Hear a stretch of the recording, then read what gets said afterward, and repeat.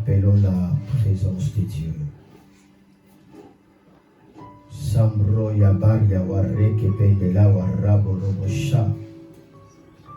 Yakra yamor yabreka wazota yamaria keria. So decaya maria kaya wada gloria brea montolo santo. Maja bracaria baria. Seigneur, merci pour ta présence. Seigneur, merci pour ta gloire au milieu de nous. Seigneur, merci de nous avoir touchés et de répandre ton onction, de répandre ta présence au milieu de nous. Dans le nom de Jésus.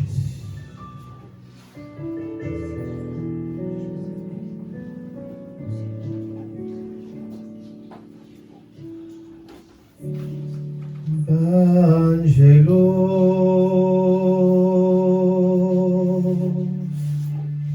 Bashembole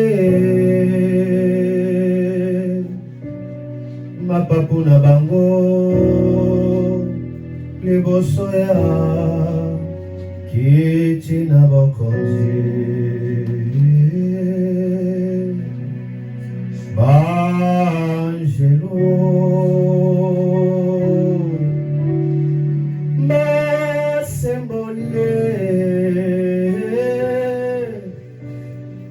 Mapapuna bango Libosoya Kitina lola Kitina bokonze mimonisani Nani oyo wako simba yango Kitina lola talisame Moti manini Eko simba yango Sala Yesu Hamimonisi Yeba Yesu Mwana nampate Sala Yesu Hamimonisi Yeba Yesu Mwana nampate Devant ta face, les anges sont créés. Devant ta face, les archanges sont créés.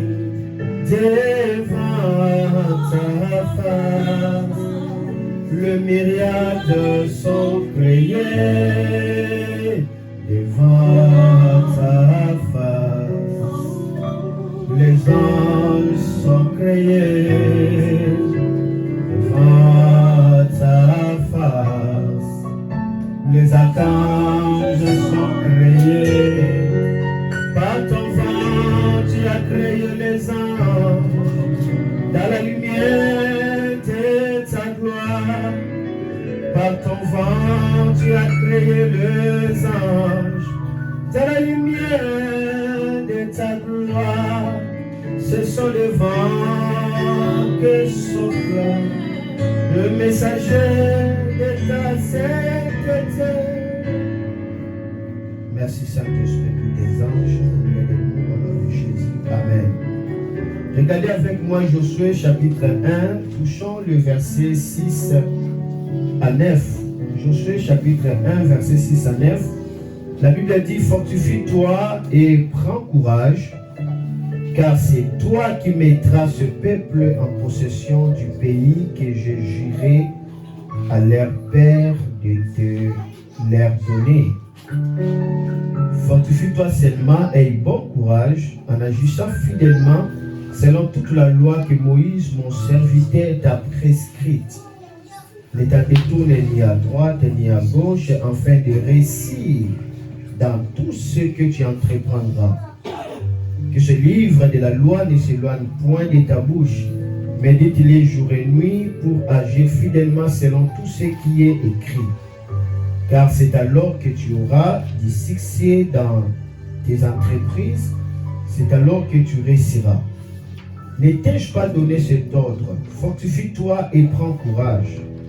Ne t'effraie point et ne t'épouvante point, car l'Éternel, ton Dieu, est avec toi dans tout ce que tu entreprendras. Amen, amen. Nous voyons dans ce passage le mot fortification est repris 3 fois. Dieu a dit à Josué 3 fois, fortifie-toi, fortifie-toi, fortifie-toi.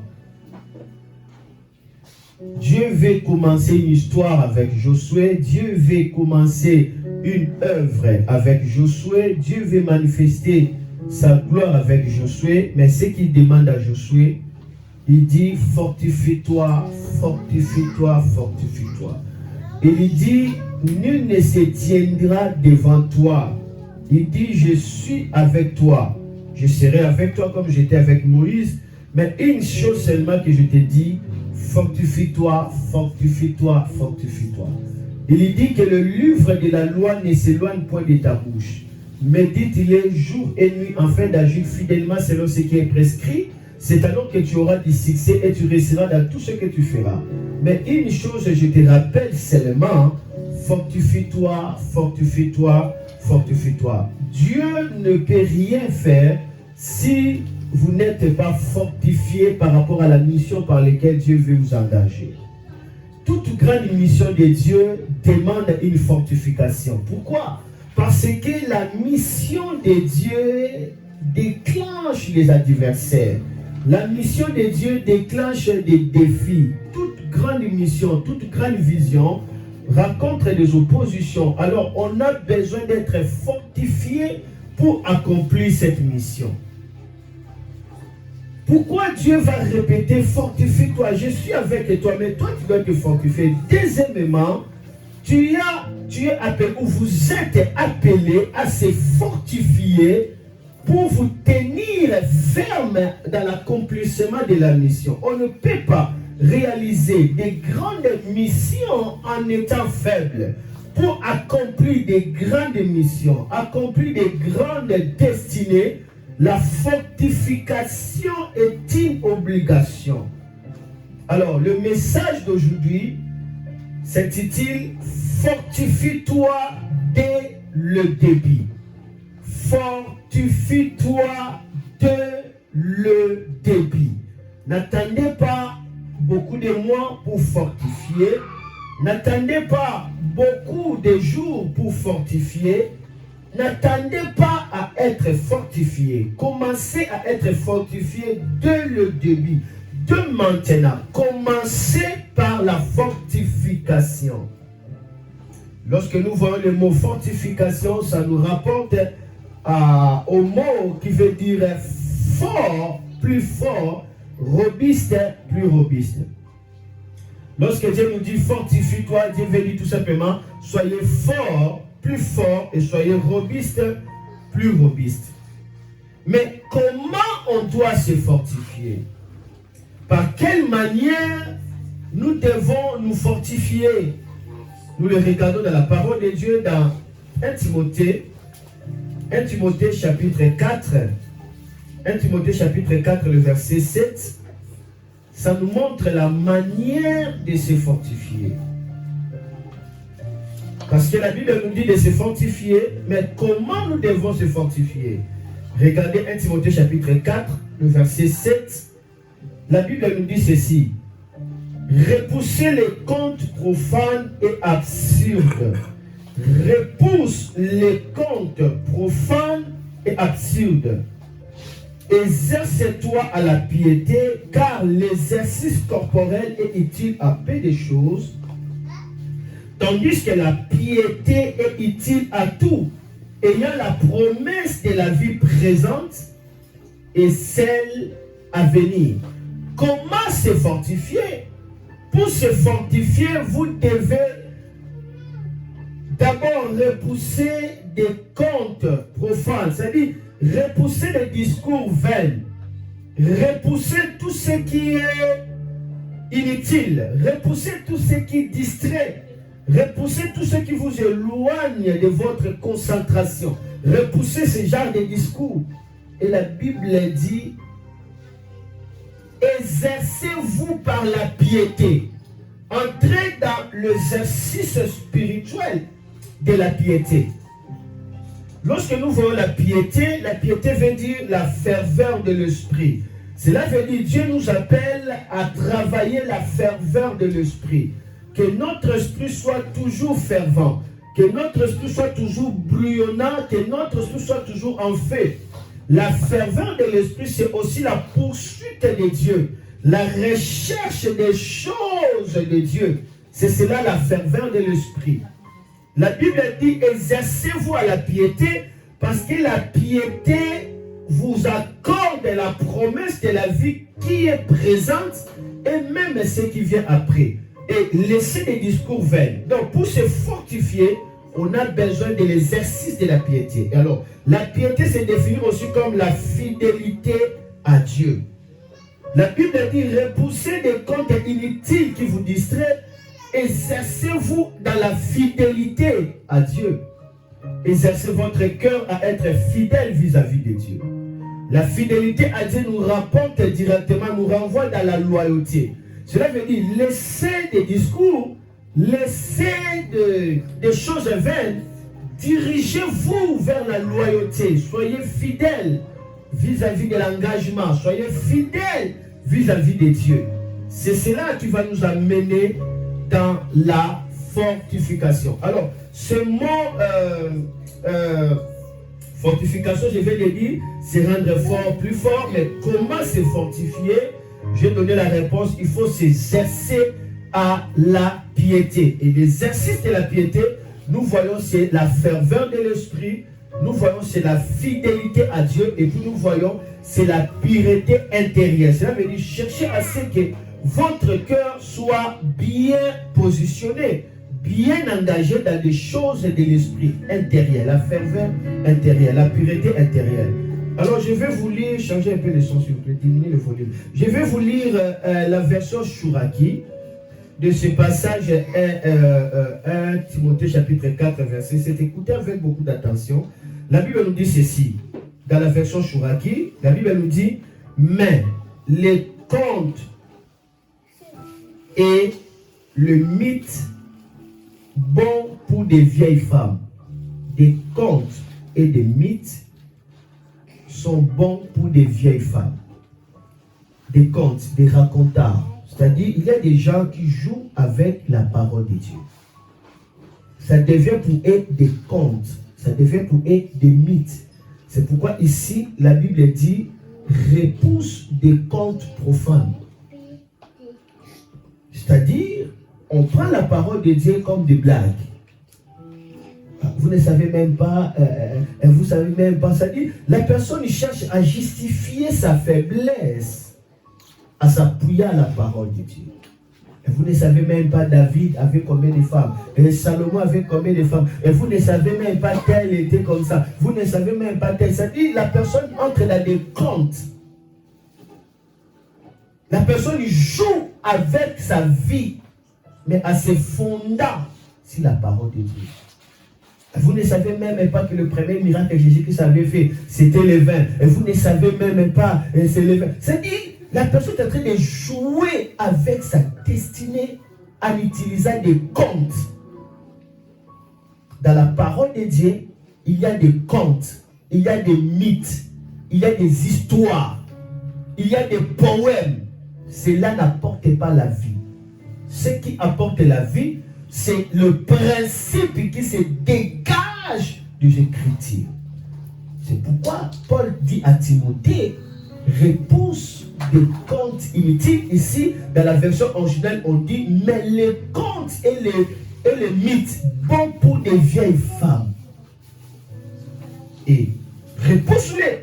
Et puis la Bible dit, exerce-toi à la piété. Oui, la gymnastique corporelle est peu d'utilité, mais la ferveur est utile à tout.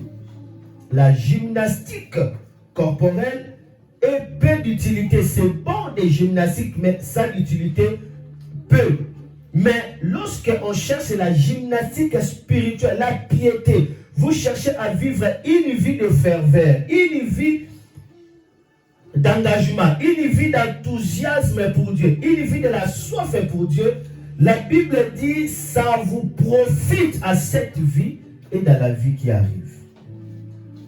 Est-ce que quelqu'un m'a-t-il saisi? Est-ce que quelqu'un m'a-t-il saisi? Est-ce que quelqu'un m'a-t-il saisi? Amen. La Bible dit, exerce-toi à la piété. Oui, la gymnastique corporelle est peu d'utilité, mais la ferveur est utile à tout. Et utile à tout. La ferveur, ça vous rendra utile.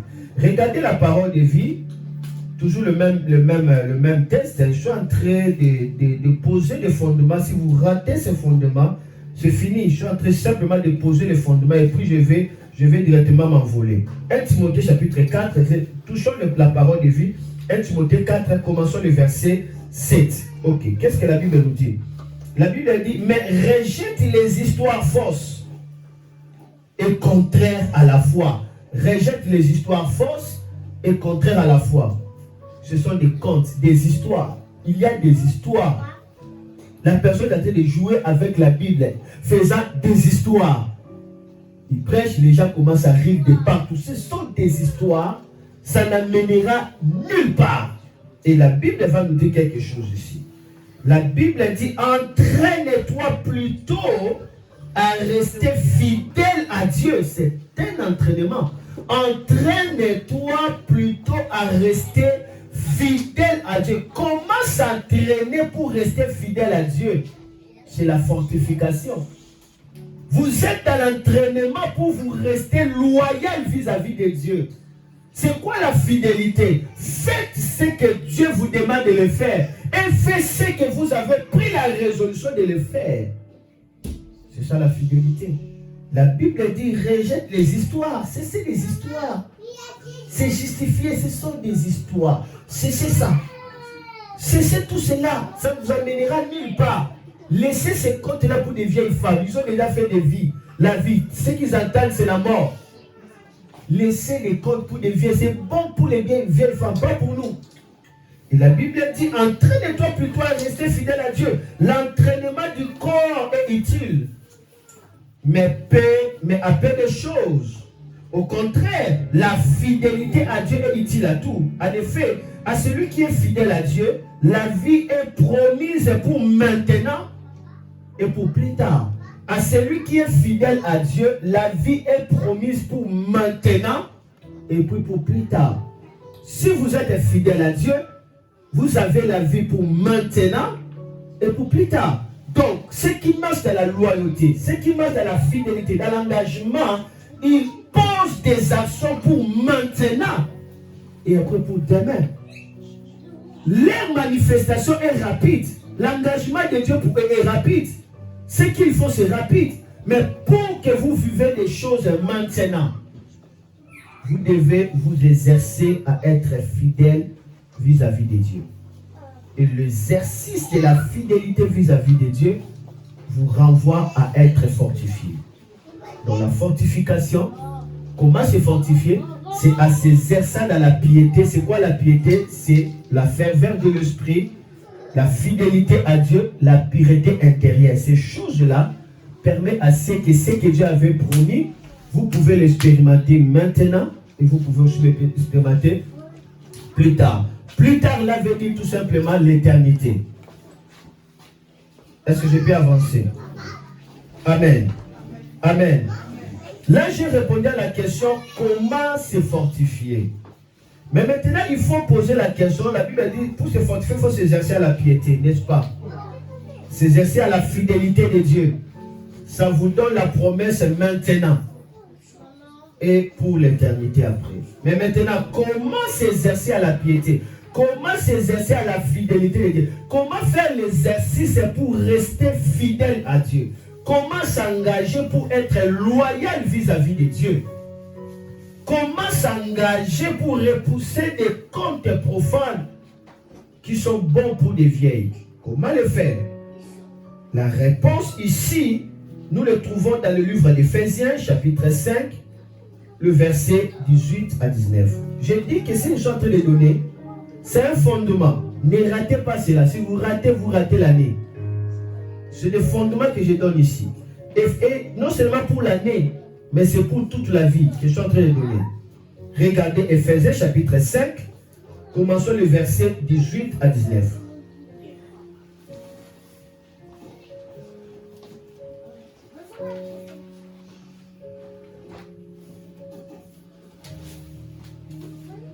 Dans une salle de classe,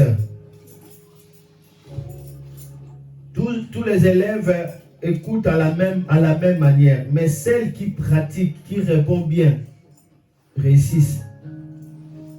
Ceux qui répondent à ce que le professeur a donné, ils réussissent. Nous tous nous écoutons, mais ceux qui répondent à ça réussira. Comment répondre? C'est lorsque vous pratiquez. Vous donnez exactement ce que le maître avait dit, ce que le professeur avait dit, alors vous allez réussir. Donc si vous faites exactement ce que la parole de Dieu nous demande, vous n'avez pas droit à l'échec. Comment s'entraîner? Éphésiens chapitre 5, commençons le verset 18 à 19. La Bible nous dit ceci: ne vous enivrez pas de vin, c'est de la débauche.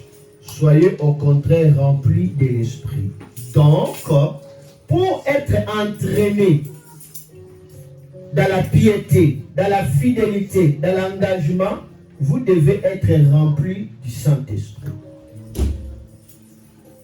Lorsque vous êtes rempli du Saint-Esprit, vous êtes en train de faire l'entraînement spirituel. Mais maintenant, comment on doit être rempli du Saint-Esprit? Par quelle manière on doit être rempli du Saint-Esprit? La Bible nous donne la réponse pour être rempli du Saint-Esprit, le verset 19 d'Éphésiens 5. La Bible dit: entretenez-vous par des hymnes, par des psaumes, par des hymnes et par des cantiques spirituels, chantant et célébrant de tout votre cœur les louanges du Seigneur. Rendez continuellement grâce pour toutes choses à Dieu le Père au nom de notre Seigneur Jésus. Comment s'entraîner à être rempli par le Saint-Esprit? Vous êtes dans l'entraînement de la loyauté. Mais comment être rempli du Saint-Esprit? La Bible dit: entretenez-vous par des psaumes. Des psaumes. Des psaumes. On commence d'abord par psaumes. Lorsque vous entraînez, on compare l'entraînement du corps et l'entraînement de l'esprit. L'entraînement du corps, on dit l'entraînement corporel. La Bible dit c'est utile à peu de choses. Mais l'entraînement de l'esprit, la Bible dit c'est profitable à tout et ça vous donne à vivre la promesse maintenant et après pour l'éternité.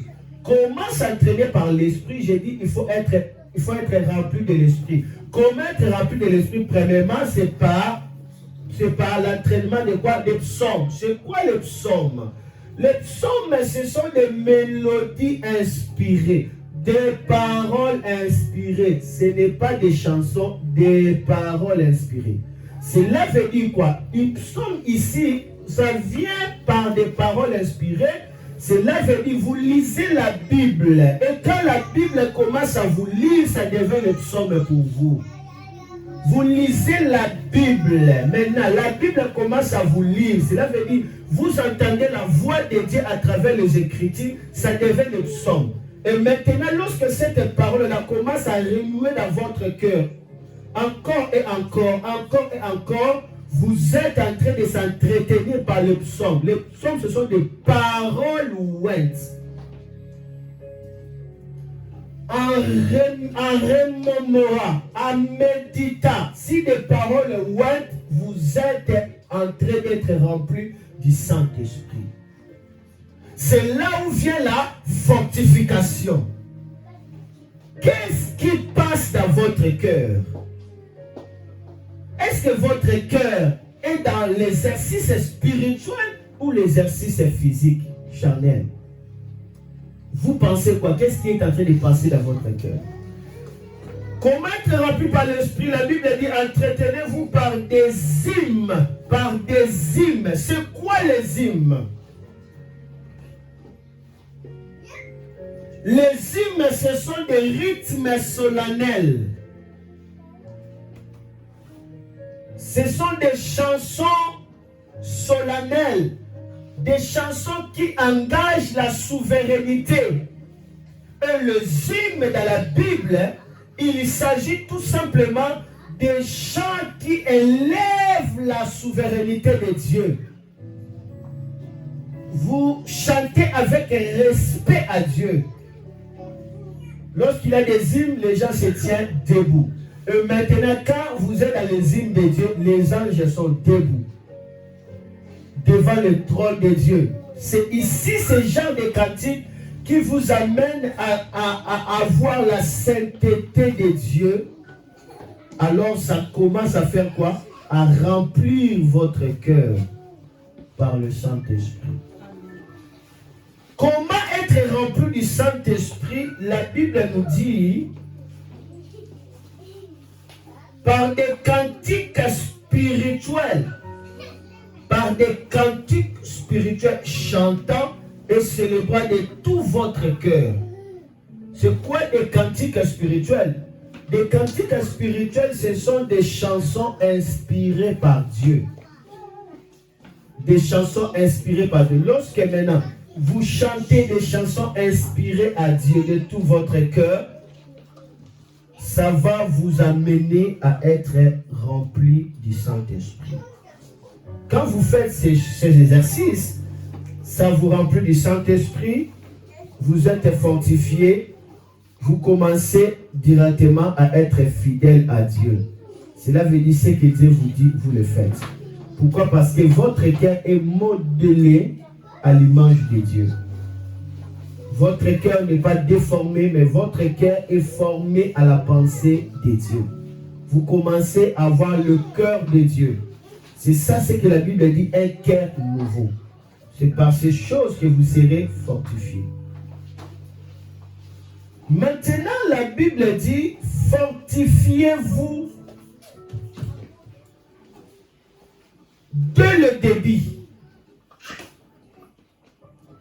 Parce que Dieu a dit à Josué de se fortifier. Josué n'a pas encore commencé la mission.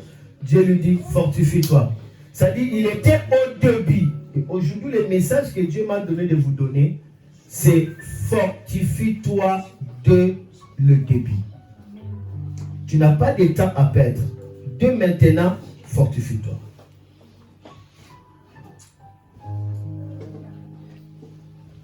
Il y a un message dans la Bible, dans 1 Roi, chapitre 20. 1 Roi, chapitre 20. Commençons le verset 1 à 21. Je vais parler des grandes choses, mais je vais l'utiliser simplement et écouter cela parce que ce sont des principes. Ça pourrait peut-être vous faire lourd dans la tête parce que les doses de principes seraient tellement fortes, ça peut vous faire lourd dans la tête. Si ça vous amène à dormir sous ces principes, parce que votre cœur reçoit tellement ces principes, et pour le cerveau ne supporte pas, ça vous amène à dormir, là c'est bien. Mais si vous dormez parce que vous êtes ennuyé, là c'est très dangereux parce que vous ratez le train de votre vie. J'aime dormir sous l'influence de l'esprit. Là je suis emporté. Là c'est bien. Mais dormir parce que vous êtes en train de dormir alors que je suis en train de... La parole est là. Là vous êtes en train de mépriser la parole de Dieu. Donc vous devez voir quand est-ce que vous allez dormir. Et vous-même vous allez savoir ça. Écoutez ces paroles. 1 Roi chapitre 20, verset 1 à 22. Écoutez cette lecture. Je dois lire calmement. À ce temps-là, qu'est-ce que j'ai dit? Là, j'ai touché des rois. Je suis dans 1 Roi 20. N'est-ce pas? 1 Roi 20. Là, c'était des rois. 1 Roi 20, 1 à 22. Donc, on va vraiment faire une longue lecture ici. 1 Roi 20, 1 à 22. Masuraba. Écoutez. Ben-Hadad, roi de Syrie, rassembla toute son armée. À ce moment-là, la Syrie était la grande puissance. Ben-Hadad, roi de Syrie, rassembla toute son armée. Il avait avec lui 32 rois. Il avait avec lui combien de rois? 32 rois. Pas de gouverneurs, mais de rois. Il est roi. Mais il a 32 rois qui sont associés à lui, qui sont ses serviteurs. Écoutez, nous sommes en train de recevoir des grands principes qui vont changer votre vie. Voulez-vous écouter? Prêtez-moi l'oreille. Je ne parle pas d'ici, je dis d'ici. Écoutez, écoutez et faites ce que je vous dis. Afin que la nuit ne vous trouve pas, que vous n'avez pas fait ce que vous devez faire. Écoutez, fortifie-toi dès le début. Ben-Hadad, roi de Syrie, rassembla toute son armée. Il avait 32 rois de chevaux et de chars. Il monta, mit les sièges devant Samarie et l'attaqua. Il posa son siège devant Samarie. C'est quoi Samarie? Samarie, c'est en fait la capitale de l'Israël. À l'époque là, Israël était divisé en deux royaumes. Royaume du Nord et royaume du Sud. Royaume du Nord, c'est Israël. La capitale, c'est Samarie. Ça vient de la postérité de Saoul. Royaume du Sud, c'est Juda. Et pour la capitale, c'est Jérusalem. Là où se trouve David. Le royaume était comme ça parce que lorsque David est devenu roi, du côté du nord, ça continuait toujours. La famille de Saoul continuait. Après un temps, on a donné tout le royaume acquis à David. Israël était pacifié. Mais par le péché de Salomon, alors ça va descendre à travers de son fils Roboam. Le royaume sera divisé. D'accord? On reste seulement avec des tribus et tous les 10 tribus partis. À ce moment, nous avons le royaume du nord qu'on appelle Israël et le royaume du sud qu'on appelle Juda. Maintenant, ici, c'est en Israël, c'est là où se trouve le roi Akar. D'accord? À Juda, c'est notre roi. Maintenant, ici, Samarie, c'est la capitale de quoi? Capitale de quoi? L'Israël. Maintenant, ce roi ici est puissant. Il rassembla toute sa base. Il vient le mettre au milieu de la capitale d'Israël. Comment dirais-je? Quelle provocation, quelle pression. Dieu me dit, c'est ce que l'ennemi est en train de faire dans cette année. Il veut te combattre dans l'intérieur de ta maison. Celui qui a les oreilles pour écouter, entendre la voix de l'Esprit. Il vient avec toute son armée, avec des rois. Il vient poser son pouvoir dans la capitale. Qu'est-ce qu'il va dire? Ben-Hadad aujourd'hui, c'est l'image de Satan. Ben-Hadad, roi de Syrie, rassembla tout son armée. Il avait avec lui 32 rois et des chevaux et des chars. Il monta, mit le siège devant la Samarie et l'attaqua. Il envoya dans la ville des messagers à Akab, roi d'Israël. Il lui fit dire, ainsi parle Ben-Hadad, ton argent et ton or sont à moi. Tes femmes et tes plus beaux enfants sont à moi.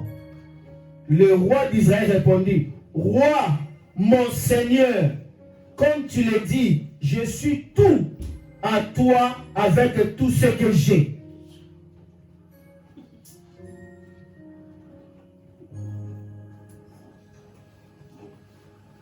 fortifie-toi dès le début.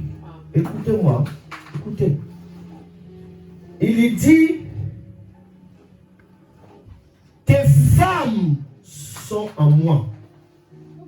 Pas ils seront, sont en moi. Il dit, tes plus beaux enfants sont à moi.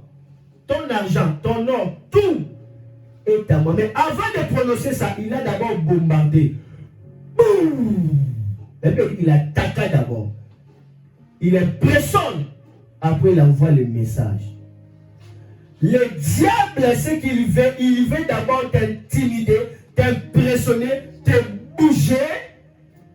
Et là, ta foi commence à survoler. Ta foi part. C'est ici, c'est très important de ne pas seulement avoir la grande foi, mais il faut aussi avoir la forte foi. Tu peux être grand, mais tu n'es pas fort. La forte foi, la foi forte, la foi qui a des racines, la foi grande, la foi qui a l'audace. Pour Jésus, tous ceux qui avaient l'audace de parler, Jésus appelait ça la foi grande. Mais ceux qui avaient la persévérance, Jésus appelait ça la foi forte. Quand vous n'avez pas la grande foi, quand vous n'avez pas la foi forte, devant les problèmes, ça va bouger. Ça s'envole. Pierre avait la grande foi. Ça, c'était la grande foi, n'est-ce pas? Tous ont dit fantôme, fantôme, fantôme.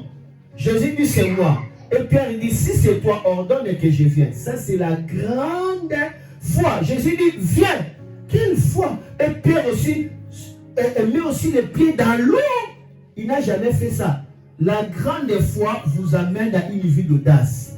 On a besoin de la grande foi pour oser. On a besoin de la grande foi pour faire là où les gens ne peuvent pas faire.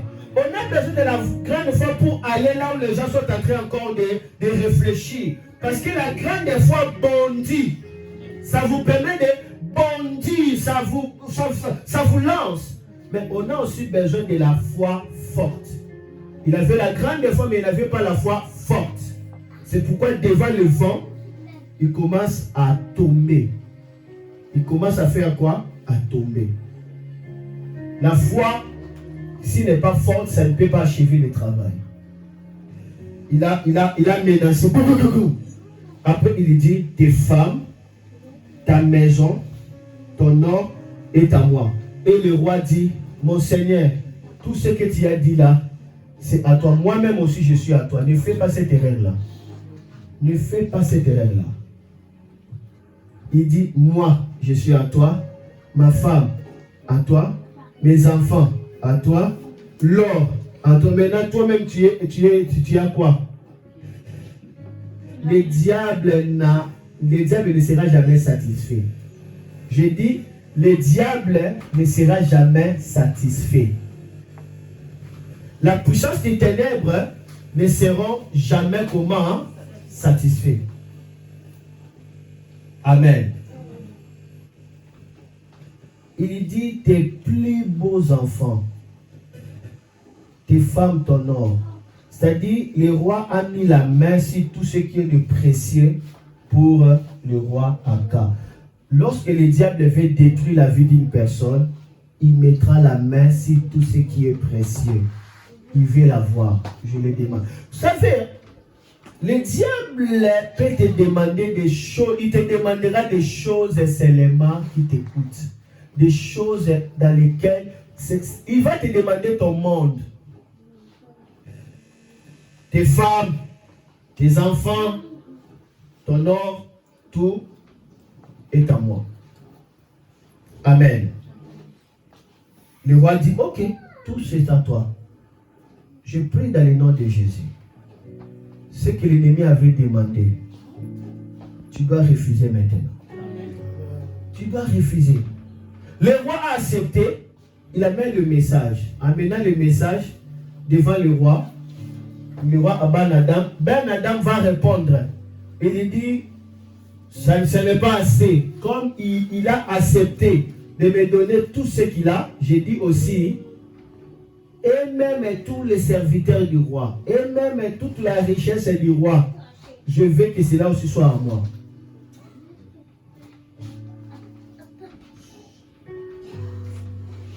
À ce moment-là, le roi Aka a compris qu'il s'agit de la provocation. Il lui dit maintenant, il est en train de me chercher problème. Il m'a demandé l'enfant, il m'a demandé la femme, il m'a demandé l'or. Tout, j'ai dit que non, tu peux prendre. Même moi aussi, je suis en train. Cela veut dire, il s'est fait accepter être serviteur du roi. Mais quand il a fait tout ça, il lui dit, ok, ce n'est pas encore fini. Hein. Même tes serviteurs, même tes gouverneurs, hein, même l'ordre d'Israël sont à moi. Vous savez, hein, ne cherchez pas la paix avec les sorciers. Ne cherchez jamais la paix avec les démons. Ne cherchez jamais la paix avec les diables. Fortifie-toi, simplement. Fortifie-toi, simplement. Amen. On ne cherche pas de paix avec les sorciers. Le diable n'est jamais rassasié. N'est jamais rassasié. J'entendais d'autres personnes lui dire que non, attention, attention. Il ne faut pas chasser les démons, tu es en train de les provoquer. Sinon le diable va venir te détruire. Laissez les démons tranquilles. Laissez les sorciers, il ne faut pas les combattre. Oh, quelle folie. Que tu chasses, que tu ne chasses pas, il te combat déjà. Ça ne change rien. Il y avait un prophète qui avait dit ces choses-là. Maintenant ici, le roi va dire, Aka va dire, lisons. Le messager retourne et dit, ainsi parle Ben Adam, je t'ai fait dire, tu me livreras ton argent et ton or et tes femmes et tes enfants. J'enverrai donc demain à cette heure mes serviteurs chez toi. Ils fouilleront ta maison, la maison de tes serviteurs. Ils mettront la main sur tout ce que tu as de précieux et ils l'emporteront. Le roi d'Israël appela les anciens du pays. Il dit, sentez bien et comprenez que cet homme nous veut du mal. Car il m'a envoyé demander mes femmes, mes enfants, mon argent et mon or. Et je ne lui ai pas refusé. Tous les anciens et tout le peuple dit à Aka, ne l'écoute pas, ne consent pas. Il dit au messager de Ben Adam, dites à mon seigneur le roi, je ferai tout ce que tu as envoyé demander à ton serviteur la première fois, c'est-à-dire ma femme, mes enfants. Mais pour cette chose, je ne puis pas la faire. Le messager s'en allait et lui portait la réponse. Ben Adam envoya dire à Aka, que le Dieu me traite dans toute leur rigueur si la poussière de Samarie suffit pour remplir la creux de la main de tout le peuple qui me suit. Et le roi d'Israël répondit que celui qui revêt une arme ne se glorifie pas comme celui qui la dépose. Il lui dit que pour la première demande, j'ai dit oui, je te donne tout, ma femme, tous mes enfants, prenez et même moi. Mais comme tu demandes encore de te donner mes serviteurs, mes collaborateurs, mes ministres, là, je ne donne pas. Directement, le roi dit, ok, ça va attendre maintenant. La Samarie sera remplie par des poussières à cause des massacres. Et le roi va dire maintenant quelque chose. C'est lui qui révèle l'arme, qui ne se glorifie pas, c'est lui qui a déposé son arme. Ce qu'il avait dit là, cela avait touché Dieu. Maintenant, le roi a compris qu'il est faible. Lui est plus fort. Moi, je dépose mon arme et lui a les armes. Donc, il comprend que c'est Dieu qui est le Tout-Puissant. Directement, le roi dit, je vais t'assassiner, et je vais te détruire ton royaume. Et directement, un prophète va venir pour porter le message au roi Aka. Il lui dit tout simplement, lève-toi, le Seigneur sera avec toi et vous allez combattre l'armée des Assyriens. C'est ici que je vais partir. Le texte est tellement long. Le roi se rassembla, ils ont combattu cette armée. Et Israël qui se voyait comme faible, mais parce que Dieu a dit de s'élever, ils ont combattu et ils ont gagné. La Bible dit le roi a fui et les autres rois encore qui étaient associés avec le roi Ben Adam, tous ont fui. Lorsqu'ils ont fui, directement la parole de Dieu va venir. C'est ici que je te dis. Le prophète va dire à Aka, soyez prêts, fortifie-toi. Parce que, lisons ça quand même, c'était le verset 20, Hein? 1 Roi chapitre 20, commençons le verset 20 jusqu'à 21. Écoutez. Chacun frappa son homme et les Syriens prirent la fuite. Israël les poursuivit. Ben Adam, roi d'Israël, se sauva sur un cheval avec des cavaliers. Amen. Par là, je peux te dire qu'il était prêt à donner sa femme, ses enfants, tout. Parce qu'il comptait sur lui, il ne savait pas que Dieu est le Tout-Puissant. Mais lorsqu'il a recouru à Dieu, le roi qui venait avec la terreur, le roi a fui, il s'est même sauvé. Laisse-moi te dire que personne ne te grimace, que personne ne t'intimide. Tu as un Dieu le Tout-Puissant. Si Dieu entre dans tes combats, tous tes ennemis vont prendre fuite. Tous tes ennemis. La même armée qu'Akab voyait qu'il ne peut pas, il s'est donné lui-même. C'était la même armée qui a gagné. Mais regardez le principe qui va arriver, parce que le roi s'est enfui. Ben Adam s'est enfui. Écoutez, le roi d'Israël sortit, frappa les chevaux et les chars, et il fit éprouver aux Assyriens une grande défaite. Alors le prophète s'approcha du roi d'Israël et lui dit, va, fortifie-toi, examine et vois ce que tu as à faire, car au retour de l'année, le roi de Syrie montera contre toi. Il vient de gagner. La Bible a dit que les Assyriens étaient dans la honte. Ils ont perdu malgré toute leur grande armée devant une petite armée de l'Israël. Alors que le roi lui-même avait peur. Vous savez, lorsque vous n'avez pas la révélation de la puissance de dans votre vie, vous pouvez vendre votre destin. Vous pouvez négocier des choses dans lesquelles vous ne pouvez pas négocier. À cause de la peur. Comment tu vas dire que je suis à toi, ma femme, mes enfants, tout est à toi? Oh là là! Parce qu'ils se voyaient qu'il est inutile, alors que Dieu est plus grand. Ils ont gagné. Mais maintenant, le prophète va dire ce qu'il voulait vous dire ici. Le prophète va dire, va. Alors le prophète s'approcha du roi d'Israël et lui dit, va, fortifie-toi. Examine et vois ce que tu as à faire. Va, fortifie-toi, examine et vois ce que tu as à faire. Car au retour de l'année, le roi de Syrie montera contre toi. C'est quoi le retour de l'année? Cela veut dire qu'ils étaient à la fin de l'année. Ils ont gagné, le roi a fui, mais le roi n'était pas vaincu. Le prophète dit, fortifie-toi maintenant même. Examine ce que tu auras à faire, parce qu'au retour de l'année, ce même roi-là reviendra. C'est quoi le retour de l'année? C'est au début de l'année. Au début de l'année. L'ennemi que tu avais vaincu l'année passée, il revient dans cette année. Attention. C'est pourquoi la Bible dit, fortifie-toi. Vois ce que tu dois faire. Examine bien ce que tu vas faire. Examine tes actions. Au début de l'année, ce n'est pas l'année de la distraction. C'est l'année de s'examiner bien, parce que la bataille n'est pas finie. Il est parti, mais c'était les répliques pour retourner encore.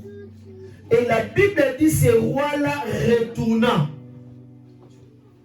Le roi retourna dans le verset 23 jusqu'au verset 30e. Le verset 23 à 30e. Oh là là, aujourd'hui, mais je dois simplement lire. 23 à 30, la Bible dit, le serviteur du roi de Syrie lui dit, leur Dieu est un Dieu de montagne. C'est pourquoi ils ont été plus forts que nous. Mais combattons-les dans la plaine et l'on verra si nous ne serons pas plus forts que eux. Les sorciers ne laissent pas. Les diables ne laissent pas. Ils cherchent le problème, tu viens. Il dit non. Non. Peut-être on n'a pas vaincu parce que ceci, c'est là. Allons encore, peut-être il serait distrait. Allons encore, peut-être ça dit, on va peut-être vaincre. Alors, c'est pourquoi on va voir la lutte avec les puissances des ténèbres, avec les sorciers. Ça ne cessera pas. Si vous êtes dans la famille des sorciers, écoutez-moi, ça ne cessera pas jusqu'à ce que Jésus revienne. Je vous dis la vérité. Parce que ce sont des incrédules.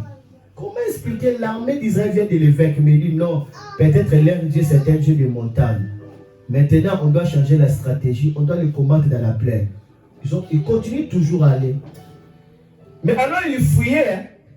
C'était les replis pour réfléchir. C'est pourquoi la parole de Dieu te dit, fortifie-toi dès maintenant. Examine tes voies, ne sois pas dans la distraction. Fortifie-toi dès maintenant. Fortifie-toi. La Bible dit les rois s'engageaient dans l'armée. Le roi assyrien est revenu juste au début de l'année. Quand le roi assyrien est revenu, il a rassemblé toute sa force pour venir attaquer le roi Akab. Il revient encore. Et pendant la bataille, le prophète est venu maintenant dire au roi d'Israël, Akab, dit, comme il a dit que le Dieu d'Israël, c'est seulement le Dieu de la montagne, il n'est pas le Dieu de la plaine, je vais le prouver que moi je suis le Dieu tout-puissant, je suis le Dieu de toute la terre. Et Dieu s'engagea pour combattre en faveur de Akab. Et le principe était quoi? Que Akab puisse aller quoi? Puisse aller et exterminer les Syriens. Et la Bible dit que la bataille était tellement forte, Israël a gagné. Et lorsque Israël a gagné, le roi, lorsqu'il a vu que non, il doit mourir, la Bible dit le roi qui était le plus grand roi, Ben Adam, il porte des sacs, il met des poussières, il commence à s'accroupir par terre. Il appelle Akab. Akab, Akab, Akab, paix, paix, je suis à toi, faisons la paix. Faisons la paix. Je te promets, toutes les terres que j'avais ravies dans l'époque de ton père qui était roi, je vais te les donner. Et toi aussi, tu iras dans mon pays, la Syrie, pour bâtir des terres là-bas. Ça serait une vie pour l'Israël. Faisons la paix. Akab a fait la paix avec ses rois. Il dit, tu es mon Seigneur. Monte sur mon cheval. Et on a fait la paix. En faisant comme ça, Akab a méprisé l'onction de Dieu. Beaucoup de gens méprisent l'onction de Dieu. Ne mettez pas Dieu dans vos histoires bidons. Hein? Quand Dieu combat pour vous et que vous vous méprisez son onction, son engagement, Dieu va vous lâcher et vous verrez des choses vous accompagner. Écoutez cette parole. Je vais terminer. Je suis dans 2 Rois, chapitre maintenant 31. Est-ce que quelqu'un écoute? Quelqu'un écoute?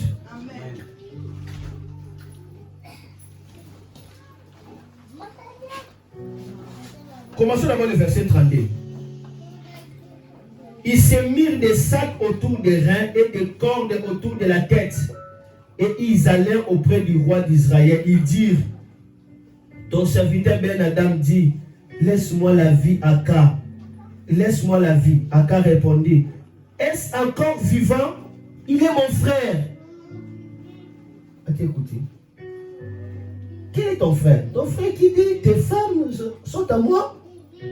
Tes enfants sont à moi. Ton nom, ton âge, il est ton frère. Beaucoup de gens aujourd'hui sont comme des Akab. Lorsque vous lisez la parole de Dieu, lisez cela dans l'actualité. La Bible dit ces choses ont été écrites pour vous servir de quoi? Des exemples. Les lions qui voulaient te tuer, cette faiblesse-là, ça voulait te tuer. Tu es sorti. Dieu t'a délivré, après tu retournes encore. Tu appelles ça ton ami. Tu appelles ça ton ami. Vous-même examinez. Il dit non, il est mon frère. Et qu'est-ce qu'il dit? C'était quel verset? Maintenant 33. Ces hommes tirèrent de là un bon orgueil. Et ils se hâtèrent de le prendre au mot et de dire, Ben Adam est ton frère. Ils ont pris ça comme un bon argument. Ils l'ont pris maintenant au mot. Ils te disent, Ben Adam est ton frère. Et il dit, allez, amenez-les. Ben Adam vint vers lui et Aka le fit monter sur son char. Oh là là! Aka le fit monter sur son char. Aka commence à honorer son ennemi, l'ennemi de Dieu. Il le fait monter sur son char. Quoi?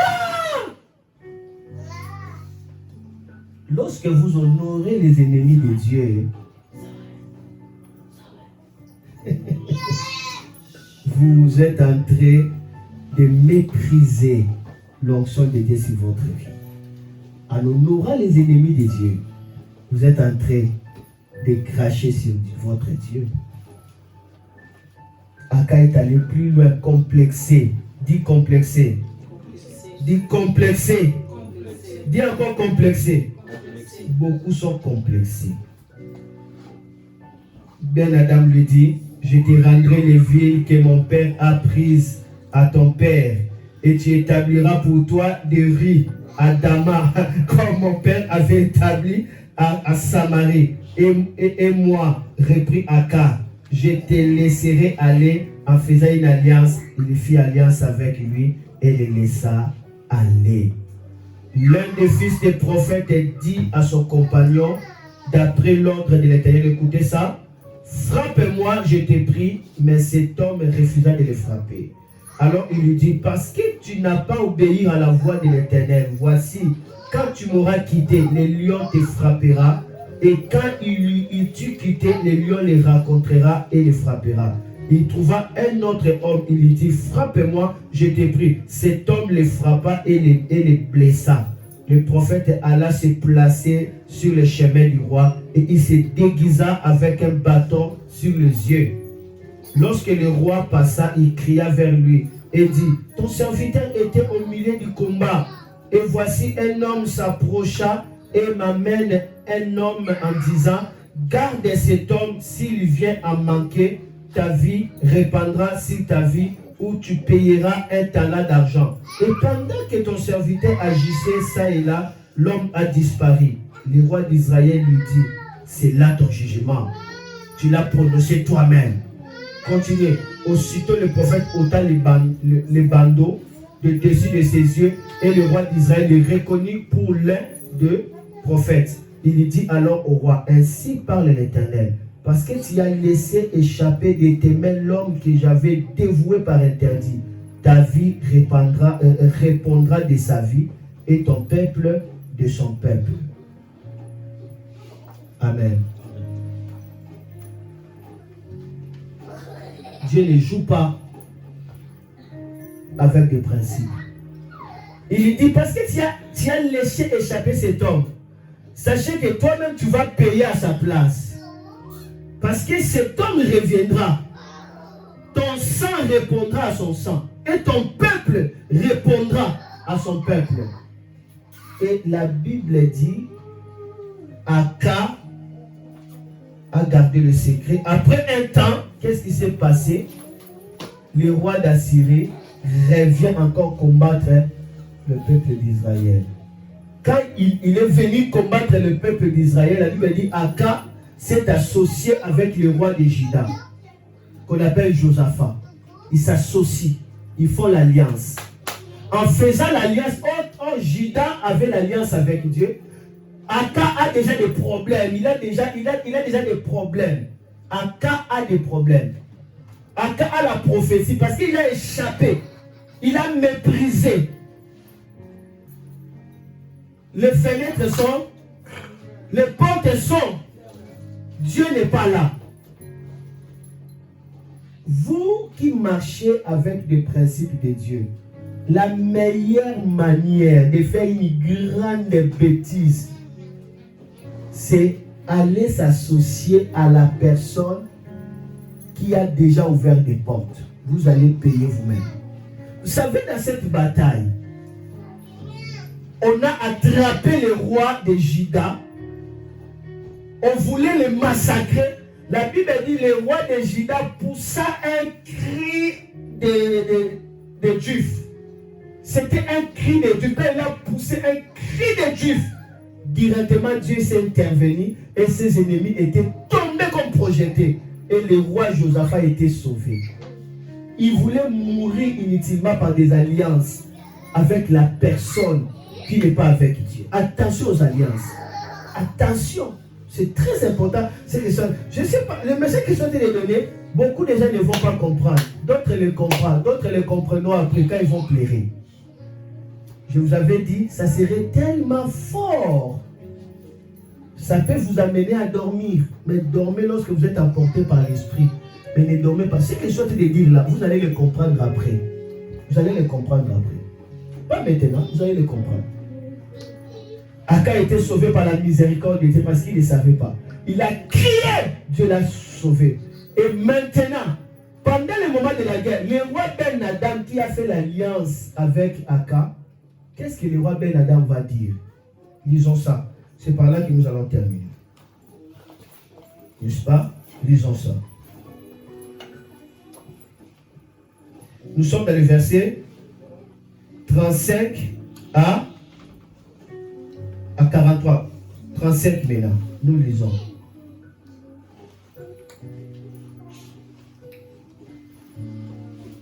Ok.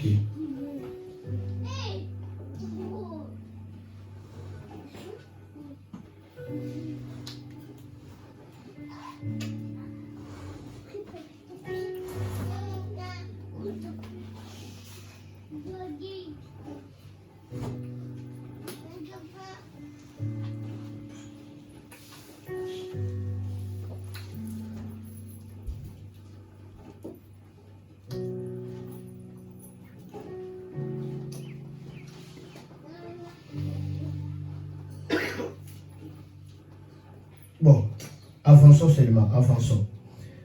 Je vais avancer parce qu'il faut que je clôture. Maintenant, le temps est passé. Dieu a amené la parole au prophète, au roi. Il dit, parce que tu as laissé échapper cet homme-là, sachez que lui ne te laissera pas échapper. Ton sang va répondre à son sang, ton peuple va répondre à son peuple. Après un temps, roi Ben Adam arrive maintenant. Il attaque Israël. Israël maintenant s'est associé, comme je dis, avec les Juifs. Ils sont allés dans la bataille. La Bible dit, l'armée d'Israël était vaincue. Beaucoup de gens étaient morts. Même le roi Aka, et même le roi Josaphat voulaient mourir. Mais maintenant, ce qui m'a beaucoup touché, pendant la bataille, la prophète a dit, peut trouver ça, pendant la bataille, le roi Ben Adam va donner des consignes. Il dit ceci. Si vous voyez les anciens de l'Israël, ils viennent pour dire que nous venons pour faire la paix, tuez-les. Si aussi ils ne disent rien, ils viennent aussi pour la guerre, tuez-les. Mais attention, ne laissez pas échapper Aka. Il dit, s'il vient te dire faire la paix, tuez-les. Qu'il vient pour la paix, toi tuez. Qu'il vient aussi pour la guerre, tuez. Mais attention, ne laissez pas échapper qui? Ne laissez pas échapper qui? Aka. Amen. Qu'est-ce que je veux dire ceci? Aka a éprouvé de la pitié pour lui. Mais lui dit, la première personne que vous devez abattre, c'est Aka. Et la Bible dit, ils ont tué Aka à le poignardant. Et ils ont jeté son corps par terre. La Bible dit, les chiens sont venus lécher le sang de Aka. Et les prostituées sont venus jouer sur son corps. En Israël, quand les prostituées viennent tirer un cadavre, c'est une image de l'humiliation de haut degré. Quel cœur! Lui a pris Ben Adam. Il a amené sur son char. Il a honoré. Il dit, tu es mon frère. Mais il ne savait pas ce que Ben Adam raisonnait pour lui. Ben Adam a donné les instructions. Même ici, il vient pour la paix, attaquer. Même ici, il vient pour la guerre seulement. Donc, ne cherchez pas la paix avec Satan. Fortifiez-vous de le début. Le prophète avait dit, fortifiez-vous dès le début parce qu'au retour de l'année, il reviendra. Alors, examinez bien vos marches avec Dieu. Examinez vos actions. Vous n'avez pas droit à l'erreur. Vous n'avez pas droit à l'erreur. Mais plus tard, Ben Adam, ce qu'il avait fait, vous allez le trouver dans 2 Rois, chapitre 6, versets 24 à 30. La Bible dit, Ben Adam va retourner encore, il va assiéger maintenant Samarie. La famine était tellement intense de sorte que les gens commencent à chercher à manger les excréments des pigeons. Ils n'en trouvent pas. Ils cherchent à manger les caca des pigeons, ils n'en trouvent pas, le peuple.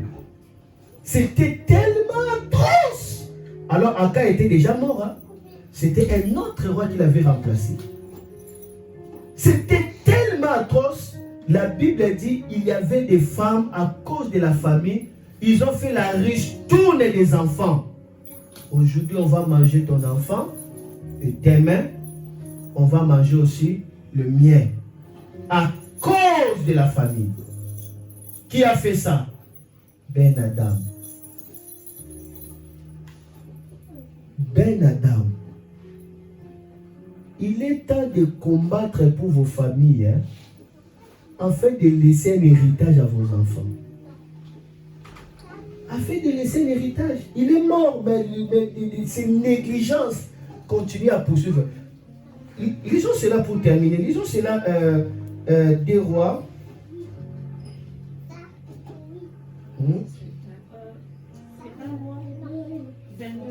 Ah?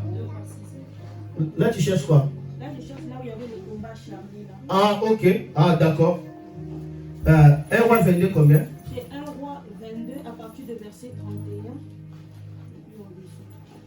31. 1 Roi 22, 31. Ok, ça va. 1 Roi 22, chef. 1 Roi 21. D'accord. Ok. On aime la parole. Commençons le verset 1 à 3. D'accord? On resta 3 ans sans qu'il y ait guerre entre la Syrie et Israël. L'ennemi peut prendre le temps, mais l'ennemi n'a pas oublié. Il a laissé combien d'années? Mais on l'avait dit déjà, prépare-toi. Et après, qu'est-ce qu'il arrive? La 3e année, Josaphat, roi de Juda, descendait auprès du roi d'Israël. Le roi d'Israël dit à ses serviteurs, savez-vous que Ramoth en Galate est à nous, et nous ne nous inquiétons pas de la reprendre des mains du roi de Syrie. Parce que son père l'avait dit qu'on avait déjà fait l'alliance. Cette ville, là, vous devez les récupérer. Parce que lorsqu'on avait sauvé les rois là à Ben Adam, il avait dit que dans les villes que son père avait pris, on va les récupérer, Ramoth. Maintenant, il rassemblait l'autre Moloch pour aller. Pendant ce moment-là, il ne savait pas qu'est-ce qui arrive. Le verset 31. Le verset maintenant 31. Ok, le verset 31, qu'est-ce qui arrive? La Bible dit, le roi de Syrie avait donné cet ordre aux 32 chefs de ses chars. Vous n'attaquerez ni petit ni grand, mais vous n'attaquerez seulement le roi d'Israël. Vous avez écouté? Il dit, ici le roi, il a donné l'ordre, il dit, vous n'attaquerez ni petit ni grand. Vous allez attaquer qui? Seulement le roi d'Israël. Il a rassemblé 32 chefs. Il dit, vous n'allez attaquer personne, vous allez attaquer qui? Oh là là, Seigneur, aide-nous. Quel cœur! La personne qui t'a sauvé, qui t'a honoré, mais il dit,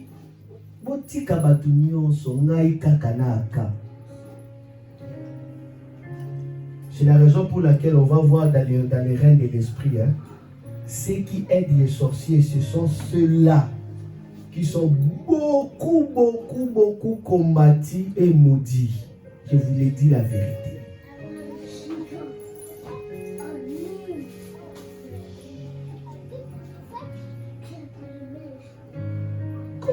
attaquer.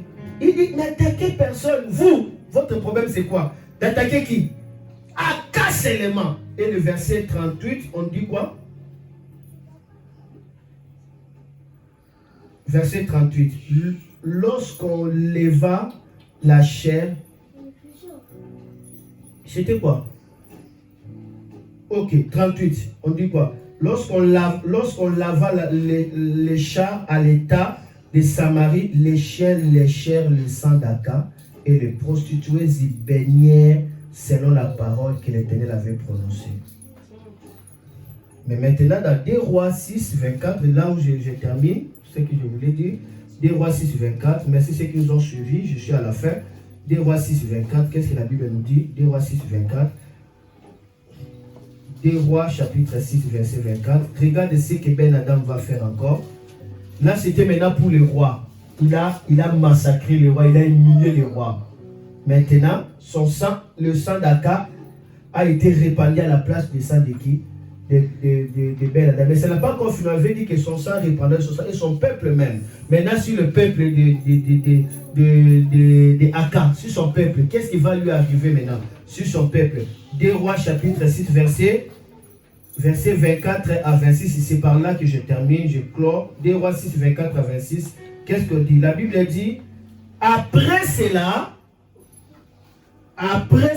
qu'est-ce qui arrive? Ben Adam, roi de Syrie, ayant rassemblé toute son armée, monta et assiégea Samarie. L'ennemi ne changera pas son plan. Il ne changera pas. Il le fera toujours. Il siégea Samarie. Quand je parle de l'ennemi, vous voyez qui? Hein? Vous voyez encore qui? Les sorciers. Vous voyez encore qui? Les démons. Vous voyez encore? C'est-à-dire, partout où tu tombais, quand Dieu t'a fait la grâce de te relever, soyez prudent pour toute la vie. Tu n'as pas d'erreur à faire. Ça peut être le péché. Ça peut être une faiblesse. Ça peut être une erreur. Ça peut être quelque chose que tu avais fait. Après, examine tes actions et soyez prudent. Parce que l'ennemi ne lâchera jamais. Amen. Amen. Satan opère à travers les esprits. Il y a les esprits démoniaques, il y a aussi les esprits humains. En réalité, Satan ne combat pas des gens. Ce sont les acolytes du diable qui combattent. Et les acolytes du diable, ce sont des démons, ce sont aussi des sorciers, ce sont aussi des occultistes. On les appelle toujours Satan. Amen. Mais c'est bien d'ailleurs d'être combattu par un agent du diable appelé démon, qu'être combattu par un agent du diable qui est homme, qu'on appelle sorcier. Le combat des sorciers, c'est plus que le combat des démons. Parce que les sorciers font partie des esprits humains. C'est tellement fort. Mon expérience le confirme. Il faut être très prudent dans la vie. Il faut être très prudent dans la vie. Écoutez ce que la Bible dit.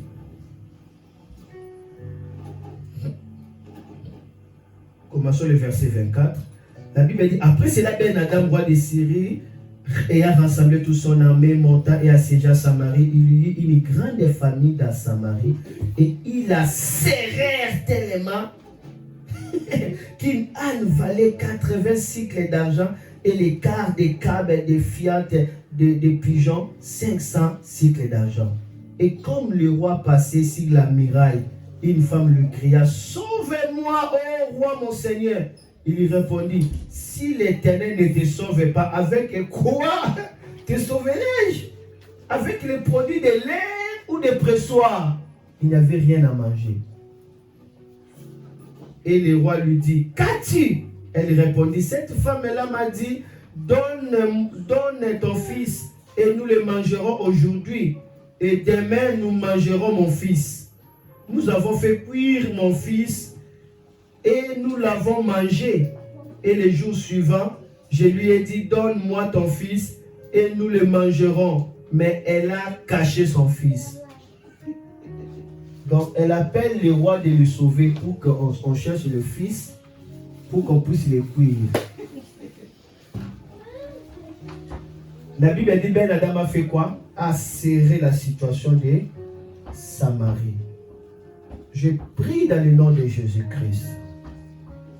Tout Ben Adam d'aujourd'hui qui a pour mandat de rendre votre vie très difficile, qui met la main sur tout ce qui vous est précieux, que le Seigneur se lève pour vous faire vengeance.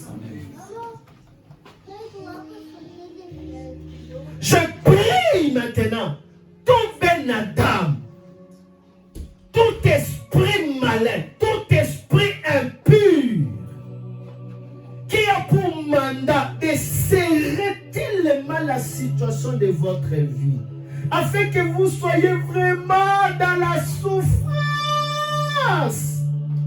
que la miséricorde de Dieu arrive.